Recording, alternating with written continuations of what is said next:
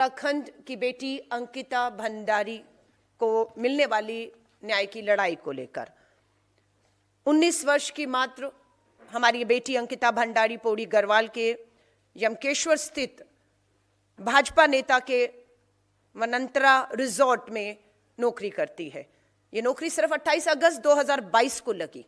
महीना भर भी नहीं हुआ इस बेटी को भाजपा के नेता जिनका नाम विनोद आर्या है उनके रिजॉर्ट में 28 अगस्त के बाद सीधा 18 सितंबर महीने के भीतर अंकिता भंडारी पर कथित रूप से वीआईपी मेहमानों को अनैतिक सेवाएं देने का दबाव डाला जाता है, जो सबके सामने आ चुकी है सच्चाई।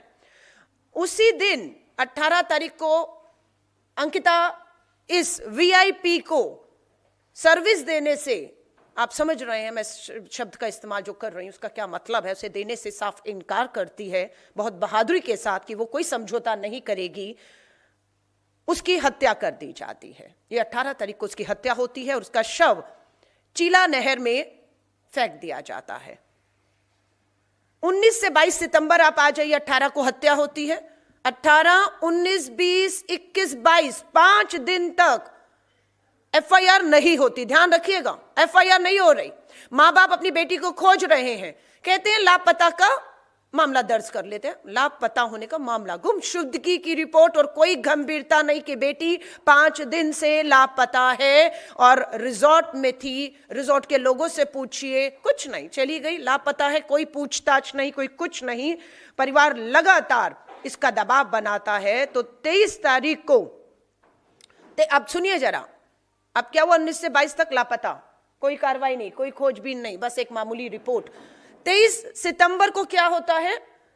स्थानीय भाजपा विधायक रेणु बिष्ट जो सबके सामने आकर कहती हैं कि पुष्कर धामी जी उत्तराखंड के मुख्यमंत्री के आदेश पर उत्तर प्रदेश के मुख्यमंत्री योगी आदित्यनाथ जी के से सबक लेते हुए उसने इस रिजॉर्ट पर बुलडोजर चला दिया है और 23 सितंबर को बुलडोजर भी चल गया।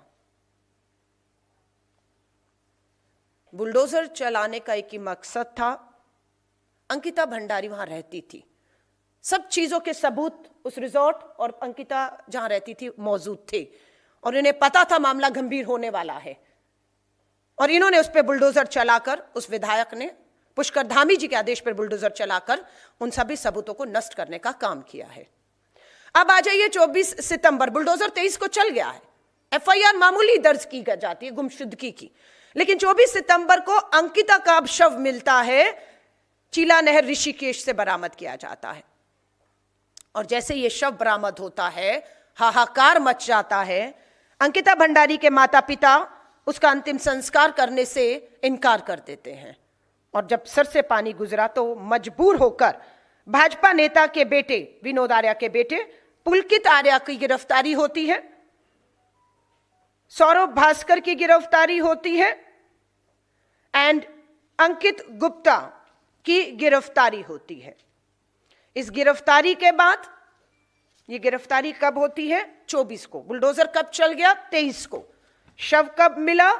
24 को। अब उसके बाद देखिए 25, 24 के बाद 25 से 30 तक लोग सड़कों पर आए क्योंकि शव मिल चुका है। मामूली एफआईआर में देरी, लापता का मामला और बुलडोजर चला के सारे सबूतों को नष्ट करने के बाद जब जन आक्रोश सड़कों पर पूरा आंदोलन होता है तब सरकार को झुकना पड़ता है और तब मामला, मामूली एफआईआर नहीं, पुलिस का इसमें एक्सपर्टी नहीं थी कि वो इतने गंभीर मामले की जांच कर पाए, तो मुख्यमंत्री पर दबाव बनता है और मुख्यमंत्री उस दबाव में आने के बाद फास्ट ट्रैक कोर्ट का भरोसा देते हैं। क्या है? फास्ट ट्रैक कोर्ट, एसआईटी का गठन दबाव में। लेकिन हुआ क्या? 3 साल में वो वीआईपी कौन था नहीं सामने आता नाम। एसआईटी के मामले में जिनको गिरफ्तार किया गया उनका वीडियो मैं अभी आपके पास दिखा देती हूं। अक्टूबर 22 आ गया है, अभी अक्टूबर में एसआईटी को जांच सौंपी जाती है, तीनों आरोपी को गिरफ्तार कर लिया गया। वीआईपी एंगल को लेकर भी भारी विवाद हुआ, लेकिन चुप्पी अब तक बनी हुई है कि वीआईपी कौन वीआईपी था जिसपे बेटी को खास सर्विस देने का दबाव बनाया कर उसके इनकार के बाद उसकी इस तरह से हत्या की जाती है। ये जो अब गिरफ्तार किए गए उनका वीडियो मैं आपके सामने, जिसपे कह रही थी एसआईटी की जांच के बाद 3 साल के बाद 3 आरोपियों को दोषी करार देकर उम्र कैद उन दोषियों को दिखाना चाहती हूँ। वो वीडियो आपके सामने है। ये है कोर्ट में सजा मिलने के बाद जब तीनों आरोपियों को जेल से ले जाया जा रहा था, तभी सौरभ भास्कर, जिसे अंकिता की हत्या में उम्र कैद की सजा मिली है, कैमरे के सामने मुस्कुराता और पोज देता दिखा। उसकी ये बेशर्मी देखकर लोग गुस्से और हैरानी में हैं। सोशल मीडिया पर अब ये वीडियो काफी तेजी से वायरल हो रहा है, जिसमें लोग पूछ रहे हैं क्या इंसान की जान लेने की सजा इतनी हल्की लगती है कि एक हत्यारा हंस सके। आप देख रहे हैं दोषी करार दिए गए हैं, सजा हुई है, लेकिन मुस्कुराहट, हाथ हिलाते हुए, ऐसे जैसे माफी चाहूंगे, ऐसे लग रहा है जैसे आजादी के आंदोलन में कोई शहीद होने जा रहा है या शहादत देने जा रहा है, बेशर्मी के साथ। और ये वही उत्तराखंड है जिसे देवभूमि और वीरों की भूमि कहा जाता है।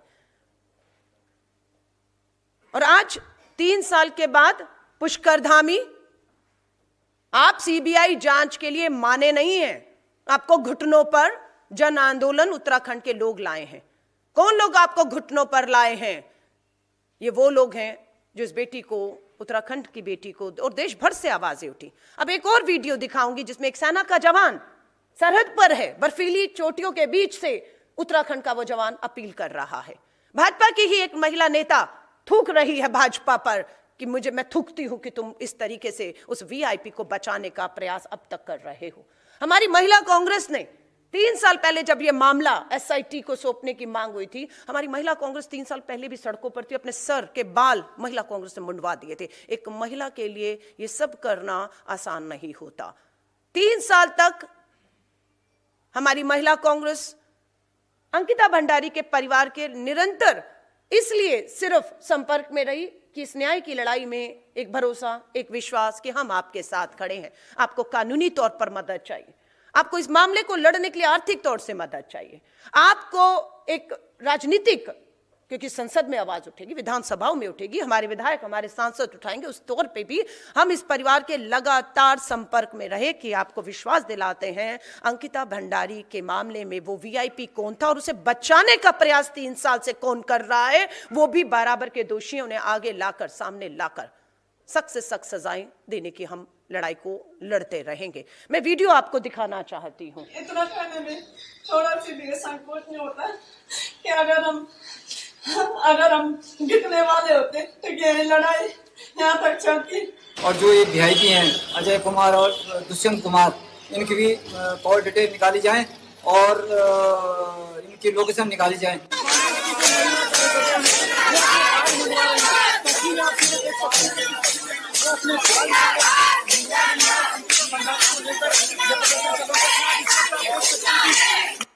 मैं हरिद्वार से आई हूँ, भाजपा से मंडल अध्यक्ष हूँ। ऐसी भाजपा को, ऐसी गंदी भाजपा को।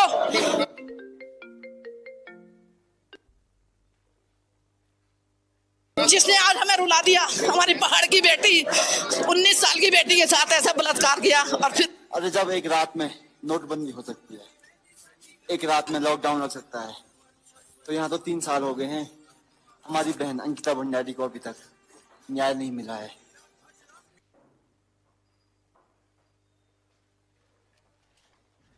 आप देख रहे हैं एक सेना का जवान कह रहा है कि एक दिन में नोटबंदी का ऐलान हो सकता है, तालेबंदी का ऐलान हो सकता है, लेकिन 3 साल बाद भी बेटी को न्याय नहीं। तो ये सवाल जब कहते हैं कि एक दिन में नोटबंदी हो सकती है, तालेबंदी, तो ये सवाल किसी और से नहीं, एक सरहद पे खड़ा जवान सीधा प्रधानमंत्री नरेंद्र मोदी जी आपसे कर रहा है कि अगर आप ये कर सकते हैं तो बेटी को 3 साल में न्याय क्यों नहीं दिला सकते। अंकिता भंडारी के पिता के मुंह से आपने 2 नाम सुने, अजय कुमार और दुष्यंत कुमार के नाम। वो बार बार इन नामों को ले रहे हैं। कहां है ये 2 नाम? क्या एसआईटी ने इनसे पूछताछ की? कभी इनको बुलाया गया? इनकी भूमिका क्या रही? और आज तक भाजपा इन्हें क्यों बचाने के, या मुख्यमंत्री धामी आप प्रयास कर रहे हैं, ये जवाब आपको देना होगा। ये लड़ाई खत्म यहां नहीं होगी, ये लड़ाई यहां से एक नया मोड़ लेने जा रही है, क्योंकि हमारा आज भी मानना है कि राजनीतिक प्रभाव के कारण, राजनीतिक दबाव के कारण एफआईआर दर्ज नहीं की गई 5 दिन तक, और एक राजनीतिक परिवार से जुड़े हुआ यह मामला था, इसलिए उन्हें बचाने की कोशिश की जाती रही। 23 सितंबर को जो बुलडोजर चलाया गया, बिना न्यायिक आदेश के बुलडोजर क्यों चला? कोई न्यायिक आदेश नहीं था, कोई पुलिस, किसी कोर्ट का आदेश नहीं था, तो विधायक ने बिना न्यायिक आदेश के बुलडोजर क्यों चलाया? सवालों के घेरे में विधायक भी है और बिल्कुल कटघरे में खड़ा होना होगा, क्योंकि उसने सबूत नष्ट करने का काम करके कार्रवाई के जो न्याय की प्रक्रिया में जो है बाधा डाली है। इसमें हम लोग बिल्कुल, आरोप है कि वीआईपी शामिल है, अनैतिक सेवाएं देने का दबाव था। एसआईटी सरकार द्वारा वीआईपी की पहचान सार्वजनिक क्यों नहीं की गई? एसआईटी बताए कि क्या उसकी पूरी जांच में, पूछताछ में किसी वीआईपी का नाम आया या नहीं आया? आया तो कौन था? नहीं आया तो भी बोलिए। यदि वीआईपी मौजूद नहीं थे तो खंडन क्यों नहीं हुआ अभी तक? नहीं, कोई वीआईपी नहीं था, और अगर था तो नाम सार्वजनिक करने से क्यों उसे रोका जा रहा है? क्यों लोगों को नहीं बताया जा रहा है? नैतिक जिम्मेदारी बनाम औपचारिक कार्रवाई, यह नैतिक जिम्मेदारी थी, पर इन्होंने औपचारिक कार्रवाइयां की हैं, सिर्फ पल्ला झाड़ने के लिए, बचने के लिए।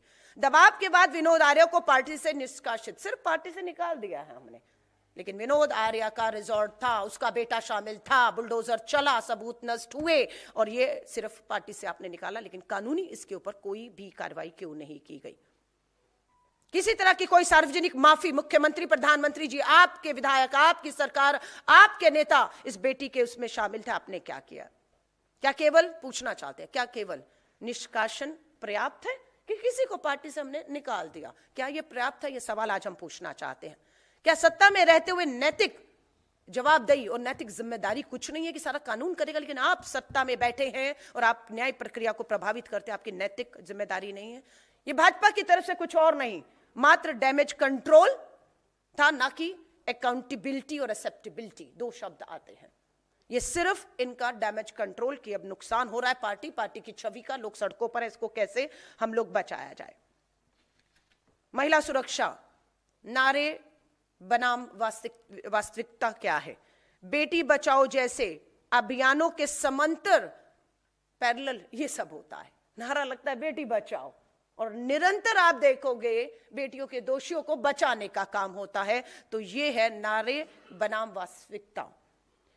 एक कामकाजी युक्ति, सत्ता संरक्षित रिजॉर्ट में असुरक्षित है। सवाल उठता है क्या महिला सुरक्षा योजनाएं सत्ता समर्थित संस्थानों पर लागू नहीं होती हैं? हम पूछना चाहते हैं, क्या गरीब, अंकिता भंडारी के माँ बाप गरीब हैं, वो बच्ची नौकरी कर रही थी, घर का पालन पोषण कर रही थी, सवाल फिर उठता है क्या गरीब परिवार की बेटी का जीवन कम मूल्यवान है? उसकी कोई कीमत नहीं। वो एक गरीब की बेटी थी, अपने परिवार के पालन के लिए नौकरी कर रही थी, और उसके साथ ये सब महीने भर के नौकरी के समय ये हो जाता है। न्याय मिला, कहने को कहते हैं न्याय मिला, 3 लोग उम्र कैद हुई, लेकिन उन उम्र कैद वालों की शक्लें, चेहरे मालूम है, आ जाएंगे बाहर। उन्नाव केस में कुलदीप सिंह सेंगर, उम्र कैद की सजा, झटके में सजा माफ, जेल से रिहा, लड़ना पड़ा फिर सुप्रीम कोर्ट को जाकर बेटी को, और सुप्रीम कोर्ट से उसे न्याय मिला कि कुलदीप सिंह सेंगर रिहा नहीं होगा। क्या गारंटी है ये रिहा नहीं होंगे, जिंदगी भर इनकी जेल में सड़ने को देंगे? नहीं, सुविधाएं देंगे, सड़ेंगे नहीं, ये सुविधाएं मिलेंगी, इसको पता है। इसीलिए ये जो तीनों दोषी अपराधी जेल भेजे जा रहे थे, उनके चेहरों पर मुस्कुराहट थी। न्याय मिला पर पूरा नहीं मिला, तीनों आरोपियों को सजा, लेकिन वीआईपी एंगल अभी अधूरा है। वो वीआईपी बाहर रहकर इन तीनों को बचाने का काम करेगा, खुद तो बचेगा, इनको भी बचाएगा, इसीलिए वो इतने आत्मविश्वास के साथ अंदर गए हैं। सबूत नष्ट करने वालों पर कार्रवाई होगी या नहीं होगी? जिन्होंने पूरी तरह से सबूत नष्ट किए वो आजाद फ्री कैसे घूम रहे हैं? क्यों उन्हें कटघरे में ना खड़ा किया जाए? राजनीतिक संरक्षकों पर कौन बचा रहा है इस सब व्यवस्था में? इन सबको, वो भी बराबर का दोषी है, वो भी सामने आना उनका जरूरी है। अंकिता भंडारी का मामला एक हत्या नहीं है। अंकिता भंडारी का मामला मात्र एक हत्या नहीं है, बल्कि सत्ता संरक्षण और चुप्पी की राजनीति का एक, मैं कहूं, घिनौना चेहरा है। न्याय बेटियों को मिल रहा है, लेकिन सरकारों से नहीं, न्याय जन दबाव से मिल रहा है। जब तक आप सड़कों पर नहीं आएंगे, आप आवाज नहीं उठाएंगे, दबाव नहीं बनाएंगे, यहां न्याय मिलना मुश्किल है। सत्ता स्वयं जवाबदेही नहीं बन रही है कि सत्ता आगे आकर कार्रवाइयां करे, ऐसा नहीं हो रहा है। राजनीतिक परिवार कानून से ऊपर दिख रहे हैं। महिला सुरक्षा बिना सत्ता निष्पक्षता के संभव नहीं है। सत्ता का पूरा इसमें जब तक हस्तक्षेप रहेगा, महिलाओं को न्याय नहीं मिलेगा। न्याय तभी पूरा होता है जब अपराध, संरक्षण, चुप्पी तीनों पर कार्रवाई हो। और यहां पर अपराधी बचा हुआ है, वीआईपी, संरक्षण देने वाले बचे हुए हैं, और मुख्यमंत्री धामी जो चुप्पी बनाए हुए हैं वो भी बचे हुए हैं। हमारी मांगे हैं वीआईपी एंगल की पूर्ण और स्वतंत्र जांच हो। सबूत नष्ट करने के आदेश देने वालों पर भी कार्रवाई हो। सबूत नष्ट करने वाली विधायक पर भी कार्रवाई हो। महिला कार्यस्थल सुरक्षा कानूनों का सख्ती से अनुपालन हो, जो यहां पर भी नहीं हो रहा था। राजनीतिक संरक्षण देने वालों की जवाबदेही भी तय हो, चाहे वो एक राज्य से दिल्ली की सत्ता में बैठे, इनकी जवाबदेही तय होनी चाहिए।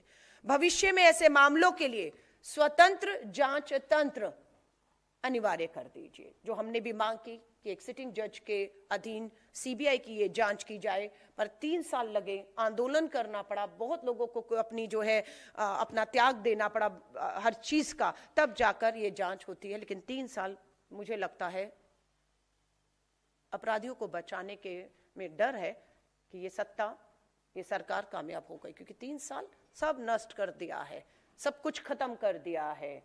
अब मैं आपसे फिर कहती हूं, 3 साल मामला एसआईटी में चलता है, अब सीबीआई की जांच पुष्कर धामी जी कितने साल चलेगी, ये पूछना चाहते हैं। सीबीआई की जांच क्या फास्ट ट्रैक में करके 6 महीने के भीतर 2026 में ही वो वीआईपी कौन था, बुलडोजर चलाने वाले कौन थे, सबूत नष्ट करने वाले कौन थे, क्या सीबीआई निष्पक्षता के साथ बिना दबाव के 6 महीने के भीतर इसे अंजाम तक पहुंचा सकती है? अगर पहुंचा सकती है तब हम कहेंगे ये न्याय हुआ है। और अगर इस मामले को 2, 3, 4, 5, 6 साल तक और चलाकर हर चीज को नष्ट कर दिया जाएगा, तो ये मुझे लगता है ये न्याय नहीं, ये घोर अन्याय होगा, और इस लड़ाई को हम छोड़ने वाले नहीं हैं। लास्ट में यही कहूंगी, अंकिता भंडारी का मामला यह याद दिलाता है कि यदि सत्ता जवाबदेही नहीं रहेगी तो न्याय केवल संघर्ष से ही मिलेगा। यह श्वेत पत्र न्याय की पूर्णता, महिला सुरक्षा और लोकतांत्रिक जवाबदेही की मांग करता है। न्याय केवल अदालत से नहीं, सत्ता की जवाबदेही से पूरा होता है।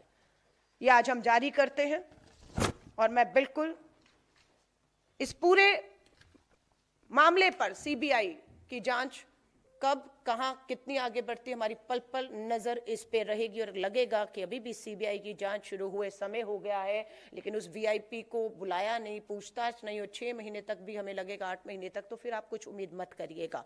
और हम भाजपा से कहते हैं, नैतिकता दिखाइए। जिन नेताओं के नाम अंकिता भंडारी के पिता ले रहे हैं, जिसे वीआईपी माना जा रहा है, उसे आपको उत्तराखंड की धरती से दूर रखना होगा। लेकिन आज भी वो उत्तराखंड का प्रभारी है, आज भी वो सक्रिय रूप से वहां पर उसका आवाजाही है, वो हर चीजों को प्रभावित करने की क्षमता रखता है। भाजपा से मांग करते हैं, अगर थोड़ी सी भी अब शर्म और नैतिकता बची है तो इन सभी अपराधियों को उत्तराखंड की धरती और इस पूरी न्याय प्रक्रिया जांच से जो है दूर रखा जाए, ताकि निष्पक्षता के साथ जल्द से जल्द कार्रवाई करके अंकिता भंडारी के माता और पिता को, जो इसमें आवाज उठा रहे थे, उन्हें हम न्याय दिला सकें। मैं अब आमंत्रित करती हूं वैभव वालिया जी को, आगे की बात को वो आपके सामने रखेंगे। धन्यवाद। उसके बाद हम आपके सवाल जवाब लेंगे। धन्यवाद अलका जी। बहुत विस्तार से अलका जी ने आपके सामने अंकिता भंडारी केस, जो पूरे देश में आज एक लड़ाई बन चुका है, उसके ऊपर अपनी बात रखी है। मैं अब आपका ध्यान, पूरे देश का ध्यान आपके माध्यम से उत्तराखंड के पिछले दिनों घटित हो रही घटनाओं के ऊपर लाना चाहता हूं। 21 सितंबर 2025 को उत्तराखंड सरकार यूके SSSC ग्रेजुएट लेवल की 417 पोस्टों के लिए जब पहले सारे पेपर लीक हुए और सरकार ने दावे किए कि अब हम जो है नकल कानून बना चुके हैं, हम सख्ती ला चुके हैं और अब हम एक सफल एग्ज़ाम कराएंगे, तो एक परीक्षा कराती है, वो पेपर भी लीक हो जाता है। प्रदेश के सारे युवा सड़कों पे उतरकर आंदोलन करते हैं। अनंतः 29 सितंबर को मुख्यमंत्री को परीक्षा कैंसिल करनी पड़ती है और जांच को सीबीआई को सौंपना पड़ता है। अक्टूबर के अंत में सीबीआई केस को लेती है। वर्तमान में केस सीबीआई कोर्ट में जारी है।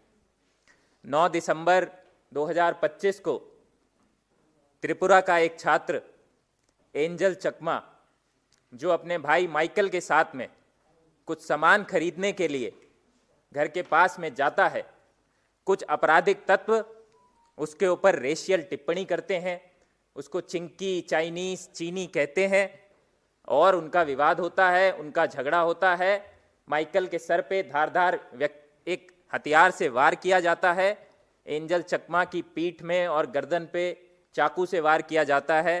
15 दिन वो अस्पताल में रहता है। अनंता अपने प्राण त्याग देता है और आज 1 महीना होने के बाद भी उसको ये घटना घटित हुए 9 दिसंबर से आज 1 महीना होने के बावजूद उसका जो मुख्य अभियुक्त है, जिसका नाम है यज्ञराज अवस्थी, वो आज तक भी पकड़ा नहीं जा सका है। 22 दिसंबर को अंकिता भंडारी मामला, जो 3 साल पहले का एक मामला है और जिस मामले में राज्य सरकार ने पूरी तरह से वीआईपी को बचाने की कोशिश की है, इन्हीं के एक पूर्व विधायक की पत्नी के ऑडियो रिलीज के द्वारा वो मामला दोबारा से जो है जन चेतना में आ जाता है और तब से लेके कल रात तक 1000 से ज़्यादा प्रदर्शन पूरे उत्तराखंड की सड़कों पे उत्तराखंड की जनता ने किए हैं और सीबीआई जांच की मांग की कि न्यायिक संरक्षण में हाई कोर्ट, सुप्रीम कोर्ट के जज की निगरानी में आप सीबीआई की जांच कीजिए। सारे ही जन आंदोलनों की, उत्तराखंड की जनता की, राजनीतिक संगठनों की एक बड़ी जीत हुई जब कल शाम को मुख्यमंत्री ने सीबीआई जांच की घोषणा की है। 24 दिसंबर को एक गैंगस्टर विनय त्यागी को उत्तराखंड की पुलिस रुड़की जेल से लक्सर कोर्ट ले जाती है, जिसका दूरी मात्र 25 किलोमीटर है और उसके रास्ते में 2 बाइक सवार गोलियां चलाते हैं। गैंगस्टर विनय त्यागी के ऊपर गोली लगती है। 2 दिन वो एम्स ऋषिकेश में भर्ती रहता है। उसके बाद उसकी मृत्यु हो जाती है। उसकी बहन बाहर आके कहती है कि मेरे भाई को 750 करोड़ की लूट की जानकारी थी जो वो ईडी को देना चाहता था, इसलिए मेरे भाई को मार दिया गया। उसकी बेटी आके कहती है कि मेरे पिता को बचाया जा सकता था लेकिन लापरवाही करी और मेरे पिता को मारा गया। 5 जनवरी को इसी साल, नए साल पे पूरे प्रदेश में अंकिता भंडारी के लिए आंदोलन हो रहे हैं। पूरा प्रदेश में हाहाकार मचा हुआ है। भारतीय जनता पार्टी का हल्द्वानी का पार्षद, उनका मंडल का उपाध्यक्ष अमित बिष्ट चिंटू अपने घर पे एक 22 साल के बच्चे नितिन लोहानी को बुलाता है और गोली मार देता है। उसकी मृत्यु हो जाती है। अगर आप ये टाइमलाइन को देखेंगे, पिछले 4 महीने के अंदर 2 मामलों में सीबीआई जांच के आदेश हुए हैं। पिछले 1 माह के अंदर 3 मृत्यु हुई है। देवभूमि कहा जाने वाला हमारा प्रदेश आज पूरे देश में बदनाम हो रहा है और मुख्यमंत्री पुष्कर सिंह धामी पूरी तौर पे उत्तराखंड की जनता का विश्वास खो चुके हैं।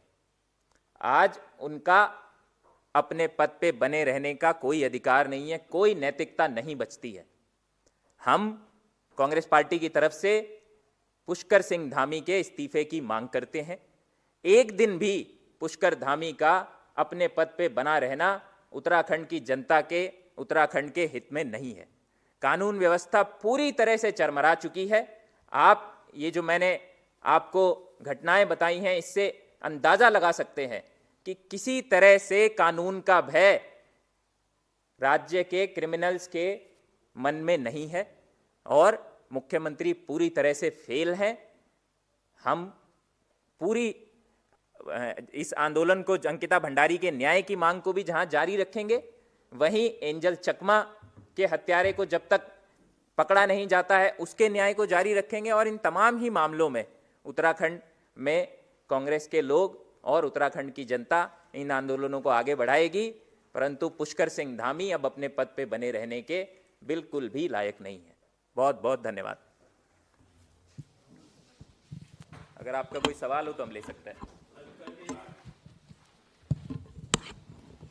आप अंकिता भंडारी को न्याय देने की बात कर रहे हैं, वीआईपी भी आप जिक्र कर रहे हैं। कांग्रेस वीआईपी का नाम लेने से क्यों डर रही है? उस वीआईपी के बारे में आप लोगों को पता है, आप सारा इंडिकेट भी कर रहे हैं, लेकिन खुलकर नाम क्यों नहीं ले रहे? उसका कारण क्या है? किस वजह का डर है? देखिए, कांग्रेस को किसी चीज का डर नहीं, और हमारे नेतृत्व का तो राहुल गांधी जी का एक ही नारा है, डरो मत। कांग्रेस बिल्कुल नहीं डरती है। कुलदीप सिंह सेंगर हो, ब्रजभूषण शरण हो, आपका जितने भी, प्रज्वल रेवन्ना हो, दोषी करार दिए जाने से पहले आरोपी थे और हमने इनके नाम खुल कर लिए। आज भी हम लोग जो नाम अंकिता भंडारी के पिता ले रहे हैं, मैंने दोहराए हैं, अजय कुमार का नाम है, दुष्यंत कुमार का नाम है, रेणु बिष्ट का नाम है, सबके नाम तो मैंने इस प्रेस कॉन्फ्रेंस में लिए और हम खुल कर ले रहे हैं, उनके परिवार भी ले रहे हैं। लेकिन कानूनी कार्रवाई करके ये साबित किया जाए कि यही वो वीआईपी थे, इससे सरकार और कानून प्रक्रिया कहां कमजोर पड़ रही है।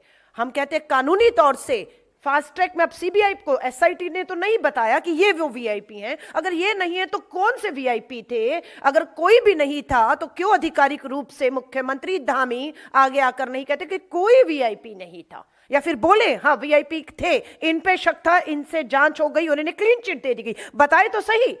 हम तो आज भी कह रहे हैं यही कुछ वीआईपी लोग हैं, जो विधायक हैं, जो सांसद हैं, जो ऑल इंडिया भाजपा के प्रभारी हैं वहां के, जिनका आना जाना है, जिनकी बेशर्मी से जन्मदिन पर अभी एक तरफ लोग सड़क पर आंदोलित थे और वहीं दुष्यंत कुमार के जन्मदिन की बधाइयां उनके घर पर जाकर दी जा रही थी, और वहां पर अंकिता भंडारी के पिता और लोग सड़कों पर थे।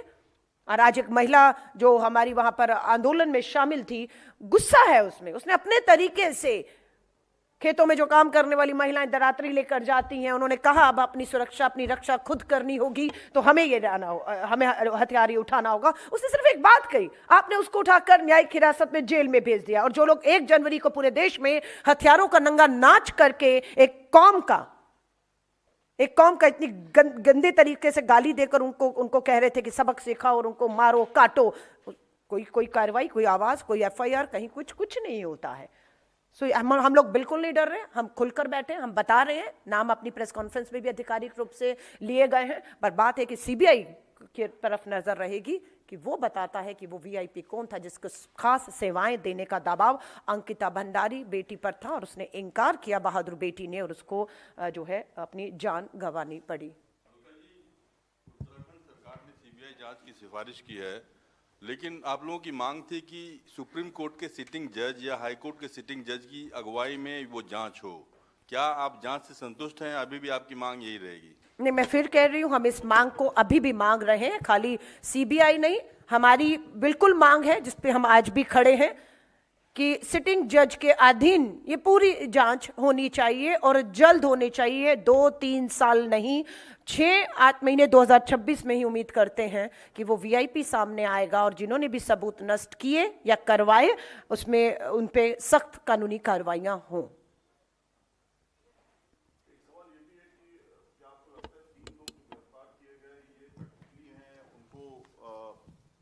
उसकी जगह पे कुछ और लोग हैं जो इसमें शामिल थे, जिनको बचाया जा रहा है, जिसमें आप कह रही हैं एक वीवीआईपी का नाम है, और भी इसमें शामिल हो सकते हैं?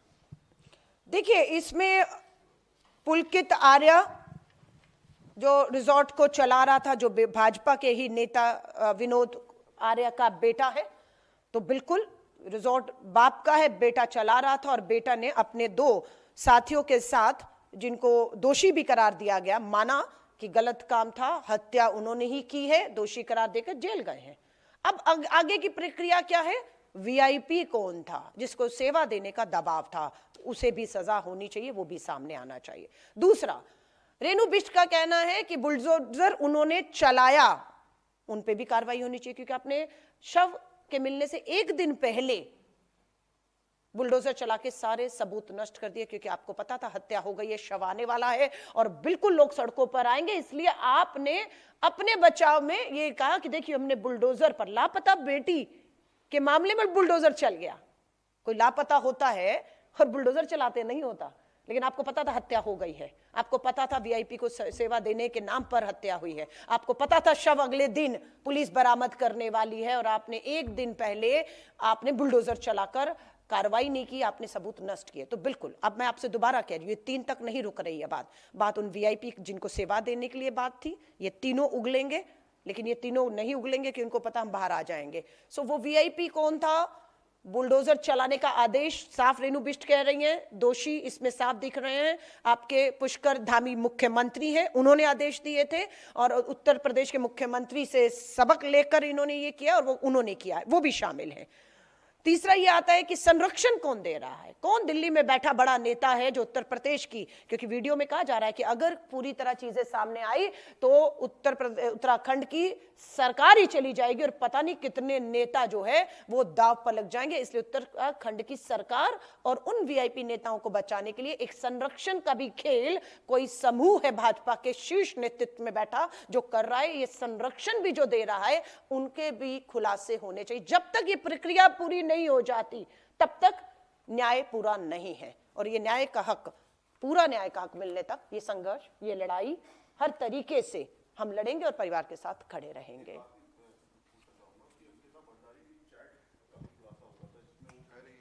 हमारे ऊपर दबाव बनाया जा रहा है, वो चैट भी सामने आई थी, क्या उस चैट को लेकर के आप कुछ डिटेल्स आप लोग ले रहे हैं कि चैट में किससे उसके दोस्त से बातचीत हो रही थी उस चैट में? देखिए, मैं फिर कहूंगी, उसी से ये खुलासा हुआ था कि कोई वीवीआईपी है जिसको सेवाएं देने की बात की जा रही है चैट के। उर्मिला है ना जिसका नाम है एक, उर्मिला, हाँ।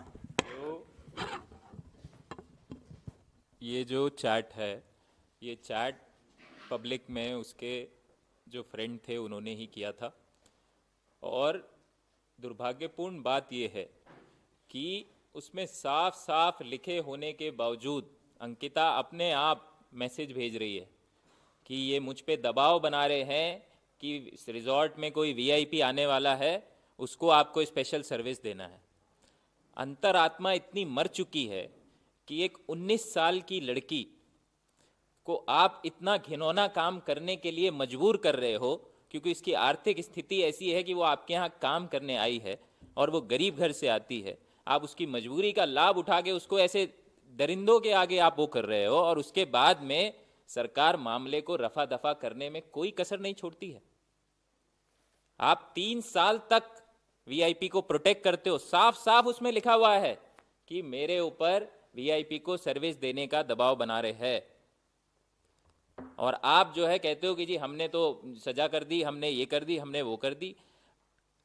पूरी तरह से उत्तराखंड की जनता ने राज्य सरकार के 3 साल की सारी कार्रवाई को नकार दिया।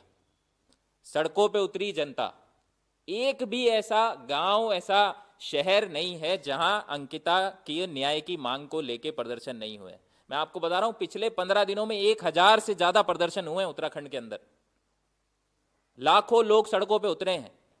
कल रात मुख्यमंत्री बाहर आते हैं प्रेस कॉन्फ्रेंस में, अपनी पीठ थपथपा रहे हैं कि मैंने देखिए अंकिता के न्याय के लिए सीबीआई की जांच की घोषणा कर दी। आपने घोषणा नहीं की है, उत्तराखंड की जनता ने आपसे घोषणा कराई है। 2 दिन पहले तक भारतीय जनता पार्टी के सारे नेता जो बयान दे रहे थे कि भाई जांच जरूरी नहीं है, इनके प्रदेश अध्यक्ष कह रहे हैं, इनके मंत्रीगण कह रहे हैं, इनके सांसद कह रहे हैं सीबीआई जांच की कोई आवश्यकता नहीं है। कल रात सीबीआई जांच की घोषणा हो गई तो आज सारे के सारे बोल रहे हैं देखिए हमने अंकिता के न्याय के लिए सीबीआई जांच कर दिया है। तो पूरी तरह से पिछले 3 साल से वीआईपी को बचाने की कोशिश रही है। कांग्रेस पार्टी की मांग थी, है और आगे भी रहेगी कि न्यायिक संरक्षण में जांच होनी चाहिए। हाई कोर्ट के या सुप्रीम कोर्ट के सिटिंग जज की निगरानी में जांच होनी चाहिए और जैसा अलका जी ने कहा फास्ट ट्रैक तरीके से होनी चाहिए। जब तक न्याय नहीं मिलेगा उत्तराखंड के लोग, कांग्रेस पार्टी इस आंदोलन को जारी रखेगी। ये मैं फिर कहता हूं, उत्तराखंड की जनता की, उत्तराखंड के सामाजिक संगठनों की, उत्तराखंड के सभी राजनीतिक दलों की एक बड़ी जीत है कि कल शाम झुककर मुख्यमंत्री को घोषणा करनी पड़ी है और 4 महीने के अंदर 2 अलग अलग मामलों में सीबीआई की जांच हुई है। तो प्रदेश की सरकार, प्रदेश का शासन क्या कर रहा है? जब आप कोई मामले को, जनता का विश्वास आप खो चुके हो तो फिर आपको अपने पद पे बने रहने का, आपको शासन करने का कोई अधिकार नहीं है।